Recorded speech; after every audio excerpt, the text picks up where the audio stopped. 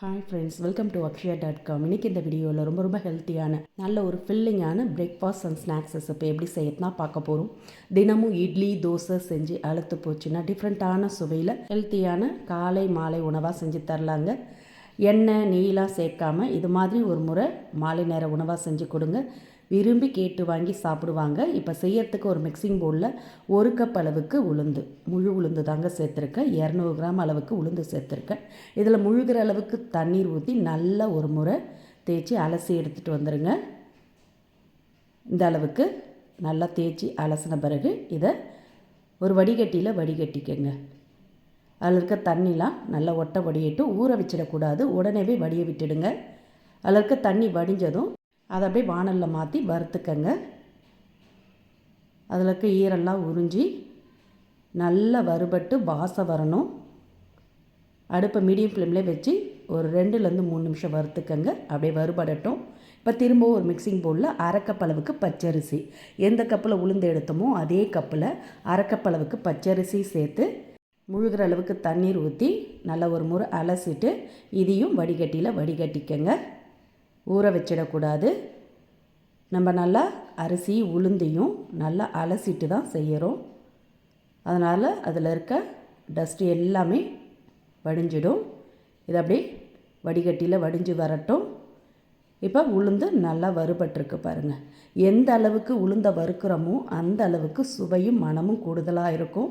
உளுந்து நல்லா வறுபடாட்டி பசுரடிக்கும். அதனால் இது மாதிரி கலர் மாறி நல்ல வாசம் வரணும். அந்த அளவுக்கு உளுந்தை வறுத்துக்கங்க.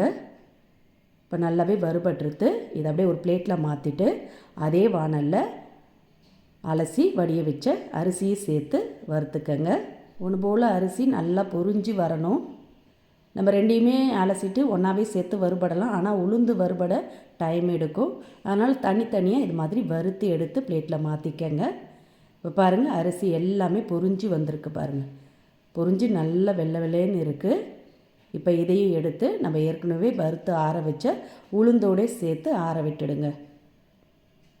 அரிசி வறுபடுறதுக்கு ரொம்ப டைம் எடுக்காதுங்க. சட்டுனே அரிசி வறுபட்டு பொரிஞ்சிடும். இது அப்படியே நல்லா ஆறட்டும். ரெண்டுமே நல்லா ஆறின பிறகு அப்படியே மிக்சர் ஜாருக்கு மாற்றிக்கங்க.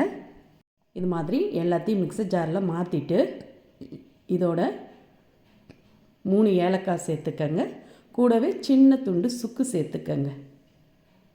சுக்கு சேர்க்கறதுனால நல்ல மணமாகவும் இருக்கும், வாயுத்தன்மையும் இல்லாமல் இருக்கும். பாருங்கள், ரொம்ப நைஸாக அரைச்சிடாமல் கொஞ்சம் ரவை பதத்துக்கு கொரப்பாக அரைச்சி எடுத்துக்கங்க. அரைச்சி எடுத்த மிக்சிங்கை ஒரு பவுலில் மாற்றிக்கங்க. மாற்றிட்டு இதோட கொஞ்சமாக உப்பு, ஒரு 1/4 டீஸ்பூன் அளவுக்கு உப்பு சேர்க்குறேன். சேர்த்து மாவோடு நல்லா கலந்துட்டு இதோட 1/2 கப் அளவுக்கு தண்ணீர், சுடு தண்ணீர் இல்லைங்க, நார்மலான தண்ணி தான் ஊற்றியிருக்கேன். 1 கப் உளுந்து எடுத்தோம் அதே கப்பில் 1/2 கப் அளவுக்கு தண்ணீர் சேர்த்து கலந்திங்கன்னா நல்ல புட்டு மாவு பதத்துக்கு வரும். பாருங்கள், உளுந்து எந்த அளவுக்கு வறுத்தமோ அந்த அளவுக்கு குழகுழப்பு தன்மை இல்லாமல் நல்லா உதிரி உதிரியாக வந்திருக்கு பாருங்கள். இது மாதிரி நல்லா உதிரி உதிரியாக வந்திருக்கணும். மாவை இது மாதிரி கட்டிகள் இல்லாமல் நல்லா கலந்த பிறகு இதோட துருவன ஃப்ரெஷ்ஷான தேங்காய் 1 கப் அளவுக்கு சேர்த்துக்கங்க. சேர்த்து மாவோட நல்லா எல்லா இடம் பரவுற மாதிரி கலந்துக்கங்க. கலந்துட்டு இதை அப்படியே நீங்கள் இட்லி பாத்திரத்தில் துணியை விரித்து அதில் மாற்றி கூட வேக விட்டு எடுத்துக்கலாம். ஆனால் இந்த மாதிரி செஞ்சிங்கன்னா குட்டீஸ்லேருந்து பெரியவங்க வரைக்கும் எல்லாருமே டிஃப்ரெண்ட்டாக இருக்குன்னு பார்த்ததுமே எடுத்து சாப்பிடுவாங்க. அதுக்கு நான் குழி கரண்டி எடுத்திருக்கேன். குழம்பு கரண்டி தாங்க எடுத்திருக்கேன். கொஞ்சம் பெருசாக இருக்கிற குழி கரண்டியாக எடுத்துக்கங்க. அதில் மாவு எல்லாத்தையும் வச்சு அழுத்தி எடுத்துக்கங்க. இது மாதிரி நல்லா அழுத்தி ஃபில் பண்ணி எடுத்துக்கங்க. இதை அப்படியே நீங்கள் இட்லி குழியில் தட்டினீங்கன்னா ஈஸியாக வரும். பாருங்கள், கைகளில் தட்டி ஈஸியாக வந்திருக்கு பாருங்கள். இப்போ இட்லி பாத்திரத்தில் அடியில் ஒரு டம்ளர் தண்ணி ஊற்றி சூடு பண்ணியிருக்கேன். இட்லி பிளேட்லேயும் மாவை ஃபில் பண்ணி எடுத்து வச்சுருக்கேன். இது மாதிரி ஒரு பிளேட்டில் வச்சுட்டு இன்னொரு பிளேட்டை மேலே அப்படியே வச்சுடுங்க.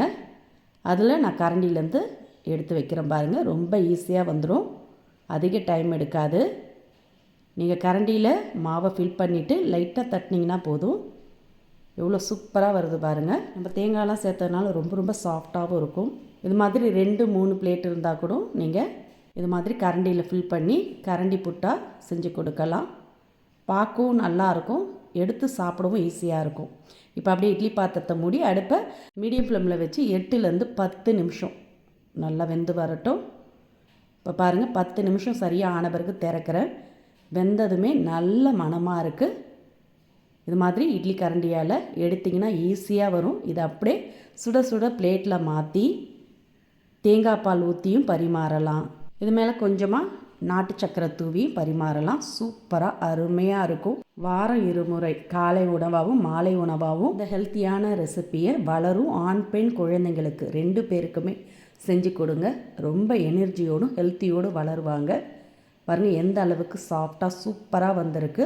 இதே மாதிரி இதே அளவுகளோடு நீங்களும் ட்ரை பண்ணி பாருங்கள். இந்த ரெசிபி பிடிச்சிருந்தால் வீடியோக்கு ஒரு லைக் கொடுங்க. மறக்காமல் நம்ம சேனலையும் சப்ஸ்கிரைப் பண்ணிவிடுங்க. நன்றி, வணக்கம்.